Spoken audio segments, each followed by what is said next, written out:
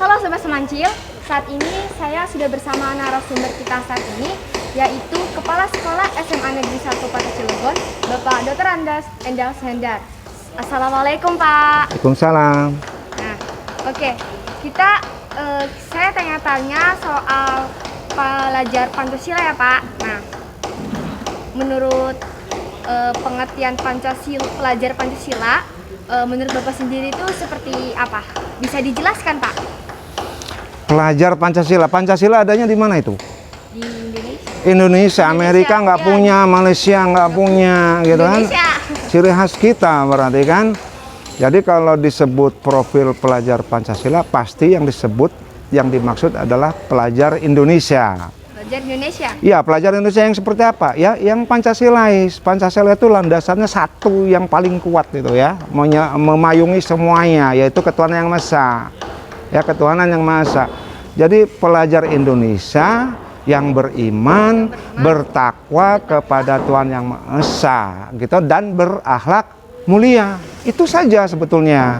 Jadi kita terjemahkan dari Pancasilanya. Sebetulnya itu profil pelajar Pancasila berarti pelajar Indonesia yang beriman, bertakwa kepada Tuhan yang Maha Esa, dan berakhlak mulia. Selesai itu profil pelajar Indonesia itu harus seperti itu. Maksudnya itu. Saya mau tahu dong Pak, ciri dominan ya untuk anak-anak seusia saya itu yang termasuk dari pelajar Pancasila itu yang seperti apa? Kita harus pahami dulu cirinya. Cirinya pahami ya. Ciri pelajar Pancasila ya. Kamu nanti carilah, ada di teks banyak ya. Di Google tinggal cari, itu banyak sekali ya, dari bermacam-macam sumber. Cirinya menurut saya kurang nyaman ini ya. Izin saya itu cukup jauh kan? Oke. Yang pertama tentu saja kita ambil dari sila yang pertama. Ketuhanan yang Maha Esa itu berarti ciri pelajar yang bertakwa gitu ya? Pelajar Pancasila itu pasti beriman, bertakwa, berakhlak mulia, pasti itu ya, yaitu yang pertama. Ciri yang kedua menghargai keberagaman.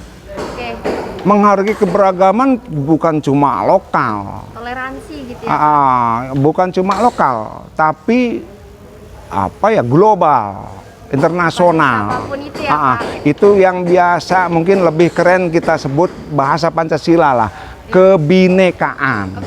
Kebinekaan global. Jadi bukan cuma kultur budaya kita saja, kita jelas harus membudayakan kultur kita yang utama, tetapi kita juga harus memahami bahwa di negara lain ada budaya-budaya lain, dan itu tetap kita hargai. Tentu saja harus kita saring ya, tentu saja seperti itu. Kemudian yang ketiga, mampu bekerja sama atau bahasa Pancasila kita lebih suka itu sebetulnya bergotong royong. Nah, kita mengakar kepada bahasa itu. Yang keempat mungkin mandiri. Pelajar Pancasila itu harus mandiri, bertanggung jawab terhadap proses ya dan hasilnya. Itu mandiri, enggak ketergantungan. Berapa tuh? Keempat ya. Yang kelima, berpikir kreatif. Harus kreatif, nggak kreatif mati kita ya, akan termarginalkan margin ya, pinggir, akan terpinggirkan kita kalau kita nggak kreatif.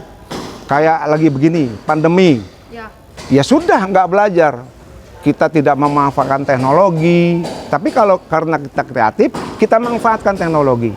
Pembelajaran daring. Iya, daring. Kita jangan hanya satu sumber dari guru, ya kan? Di YouTube, di Google banyak materi apa saja. Nah, harus kreatif, tambah sendiri. Dan yang terakhir bernalar, berpikiran kritis, ya. Berpikir kritis. Informasi banyak ini kan, dari mana-mana masuk informasi. Kalau enggak kita olah, enggak kita kritisi, bingung kita. Ada berita, wah corona ini, Aduh, ambigu. hoax katanya, wah konspirasi, ada berita-berita seperti itu. Kalau kita enggak talar dengan daya talar kita yang kritis, akan bingung. 6 ciri itu, itulah 6 ciri pelajar Pancasila. Tadi coba yang pertama, beriman, ya, bertakwa, beriman, berakhlak mulia. Yang kedua apa tadi?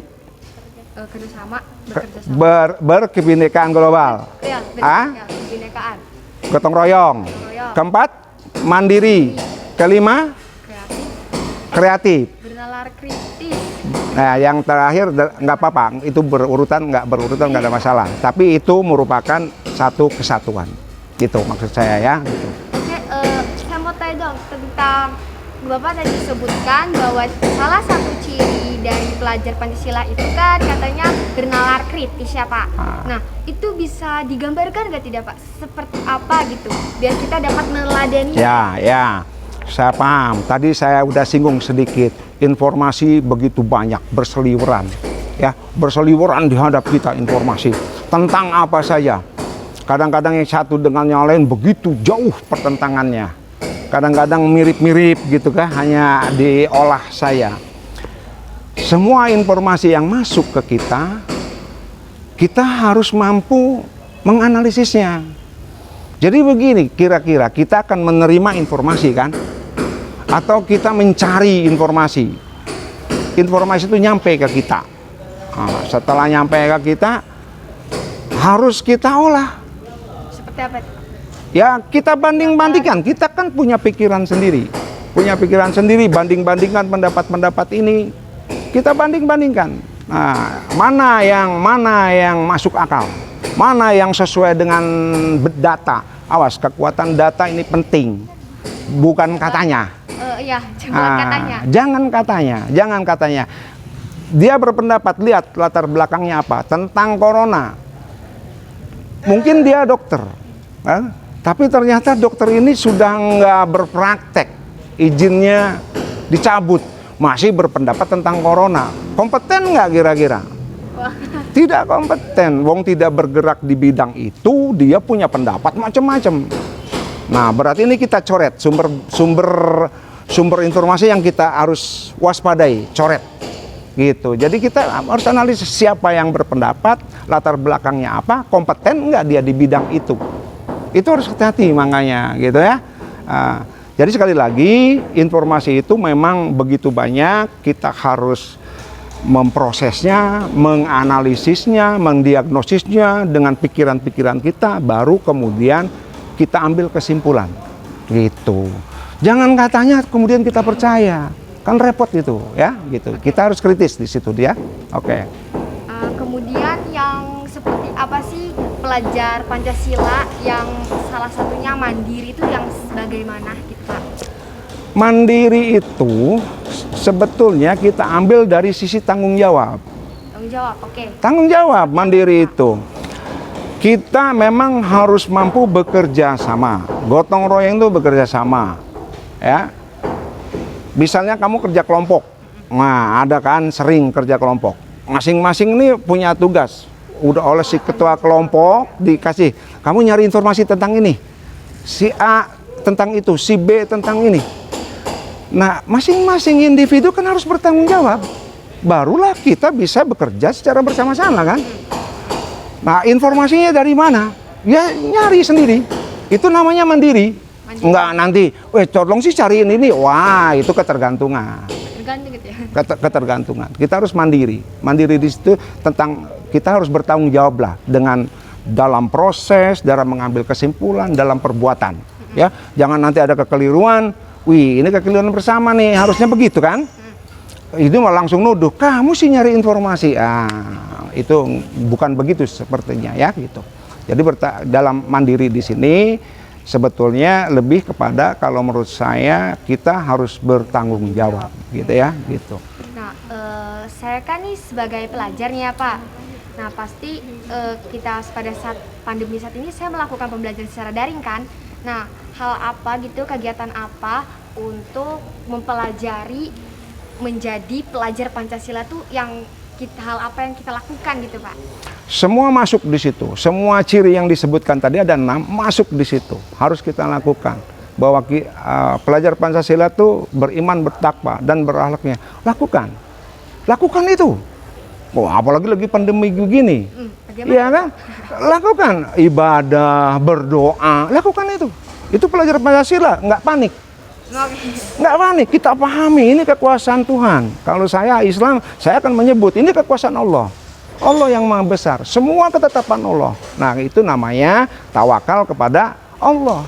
Tawakal, ikhlas, ridho dengan ketetapan Allah. Itu contoh dari sisi apa tadi? Dari sisi ciri yang pertama tadi. Takwaan. Bagaimana kalau akhlak, Pak? Kalau akhlak bagaimana tuh? Bisa dicontohkan supaya kita dapat meladani? Iya, akhlak di sini kalau berakhlak mulia berarti semua sisi. Ketika kita berakhlak mulia, akhlak kepada Allah Subhanahu wa Ta'ala, kepada Tuhan kita. Jadi ada akhlaknya, ini adab kita terhadap Allah bagaimana. Kalau kita sudah menyebutkan la ilaha illallah, berarti tidak ada Tuhan selain Allah. Kalau kita memahami itu berarti kita akhlak dalam beragama. Akhlak kita kepada Tuhan, adab kita kepada Tuhan seperti apa jelas. Tapi enggak itu saja kan, akhlak kita terhadap teman, terhadap sesama, kan ada aturannya, adalah itu. Itu yang mungkin dulu disebut kearifan lokal ya. Kita akhlak kita terhadap guru kita luar biasa ya. Kalau di pesantren luar biasa, kalau lihat tradisi pesantren itu, kalau datang kiai berkejaran, dia ingin minta berkah, dia cium tangannya, itu kearifan lokal ya. Ada sebagian pihak nggak setuju, terserah saja, itu kearifan lokal karena dia begitu menghargainya guru. Itu akhlak kita terhadap alam yang kita lakukan nih ya, biar indah alam di lingkungan kita. Itu bagian akhlak kita. Kalau kamu melihat tanaman kering, kamu diemin aja, kamu nggak berakhlak gitu terhadap alam. Harusnya kamu cari nih, oh ini nggak disiram 3 hari, siramlah walaupun itu bukan tugas kamu misalnya. Itu akhlak ya gitu. Akhlak kita terhadap alam, akhlak kita terhadap manusia, akhlak kita kepada Allah, akhlak kita kepada binatang. Kan ada akhlak itu, ada adabnya gitu kan, itu ya. Kita udah berbicara tentang akhlak nih ya Pak. Ya. Nah, pada saat pandemi saat ini kita kan menggunakan media internet ya Pak. Iya. Pasti tuh budaya-budaya asing itu masuk melalui media internet tersebut gitu, tanpa ya kita bisa filter gitu. Tapi kan banyak nih umuran remaja saya gitu, itu banyak ada yang tidak memfilter sehingga terjadinya westernisasi atau meniru gaya kebarat-baratan. Ya. Dapat menimbulkan sikap tidak baik ya, kayak tadi supaya tidak kalau ada sampah atau apa cuek aja gitu, individualisme gitu. Nah, itu menurut Bapak itu Bapak menanggapinya seperti apa dan seharusnya tuh bagaimana gitu Pak? Ya. Sekali lagi filternya ada pada kita. Tadi itu berpikir kritis, itu filternya di situ. Ya. Filternya di situ. Kita harus berpikir kritis di situ. Internet membuka jendela segitu luasnya, jendela informasi ya, begitu luasnya buat kita. Kita lihat manfaatnya juga banyak. Manfaatnya banyak sekali. Ya, banyak sekali. Ada sisi negatifnya, ya ada. Banyak juga sisi negatifnya kalau kita sendiri tidak punya filter. Jadi harus difilter. Ya iya, kitanya sendiri aja yang kuat ya. Kalau udahlah, sederhananya waktu kecil kita diajarin dari agama kita sebetulnya bagus ya, budaya lingkungan kita bagus di keluarga kita. Kalau menurut agama nggak boleh, udah jangan lakukan. Dari kecil, kamu jangan begitu. Kecil udah langsung aja, dosa kamu kan gitu. kalau menurut agama nggak boleh, jangan lakukan. Beres itu. Beres. Kalau menurut agama nggak boleh, pasti itu menurut undang-undang juga nggak boleh. Kan tadi akhlak kepada Tuhan, pegang akhlak kepada Tuhan itu. Udah semuanya clear. Akhlak kepada negara tentu saja dalam rangka kita bernegara kan, ada undang-undangnya.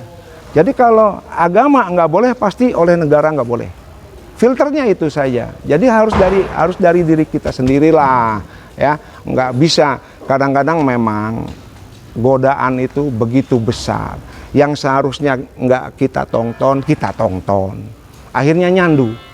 Bahaya itu, ya. Jadi coba perkuat diri, perkuat mental kita, ya. Kalau nggak boleh ngapain. Jadi paling utama tuh kita takwa dulu. Ya, Tuhan, iya betul, supaya ya, punya, gitu. Pendirian gitu. Betul. Nah, dari sikap meniru-niru budaya asing itu kan kita umuran saya nih banyak nih anak-anak muda yang merasa saya meniru-niru budaya asing. Nah, itu dapat menimbulkan dampak negatif kan, Pak? Iya, pasti. Nah, tanggapan Bapak terhadap hal seperti itu?